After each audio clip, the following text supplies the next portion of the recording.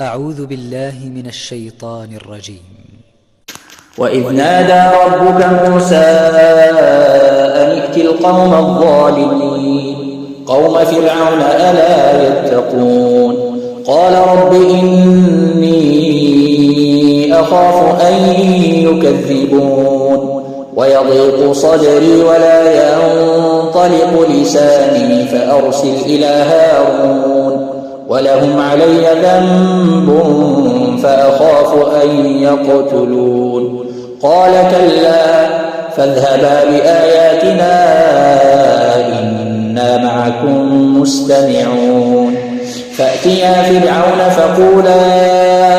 إنا رسول رب العالمين أن أرسل معنا بني إسرائيل قال ألم نربك فينا وليدا ولبثت فينا من عمرك سنين وفعلت فعلتك التي فعلت وأنت من الكافرين قال فعلتها إذا وأنا من الضالين ففررت منكم لما خفتكم فوهب لي ربي حكما وجعلني من المرسلين وتلك نعمة تمنها علي أن عبدت بني إسرائيل قال فرعون وما رب العالمين قال رب السماوات والأرض وما بينهما إن كنتم موقنين قال لمن حوله ألا تستمعون قال ربكم ورب آبائكم الأولين قال إن رسولكم الذي أرسل إليكم لمجنون قال رب المشرق والمغرب وما بينهما إن كنتم تعقلون قال لئن اتخذت إلها غيري لأجعلنك من المسجونين قال أولو جئتك بشيء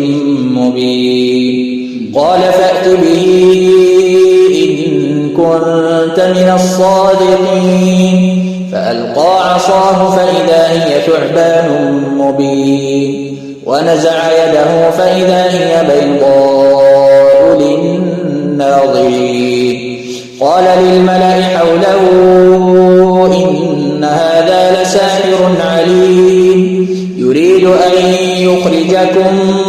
من أرضكم بسحره فماذا تأمرون قالوا أرجئه وأخاه وابعث في المدائن حاشرين قالوا أرجئه وأخاه وابعث في المدائن حاشرين يأتوك بكل سحار عليم فجمع السحرة لميقات يوم معلوم وقيل للناس هل أنتم مجتمعون لعلنا نتبع السحرة إن كانوا هم الغالبين فلما جاء السحرة قالوا لفرعون إن لنا لأجرا فلما جاء السحرة قالوا لفرعون أئن لنا لأجرا إن كنا نحن الغالبين قال نعم وإنكم إذا لمن المقربين قال لهم موسى ألقوا ما أنتم ملقون فألقوا حبالهم وعصيهم وقالوا بعزة فرعون إنا لنحن الغالبون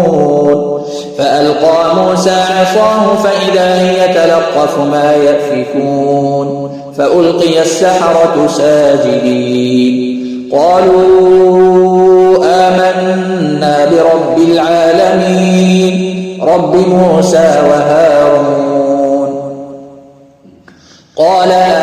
آمنتم له قبل أن آذن لكم إن إنه لكبيركم الذي علمكم السحر فلسوف تعلمون لأقطعن أيديكم وأرجلكم من خلاف ولأصلبنكم أجمعين قالوا لا ضير إنا إلى ربنا منقلبون إنا نطمع أن يغفر لنا ربنا خطايانا أن كنا أول المؤمنين وأوحينا إلى موسى أن أسر بعبادي إنكم متبعون فأرسل فرعون في المدائن حاشرين إن هؤلاء لشرذمة قليلون وإنهم لنا لغائظون وإنا لجميع حاذرون فأخرجناهم من جنات وعيون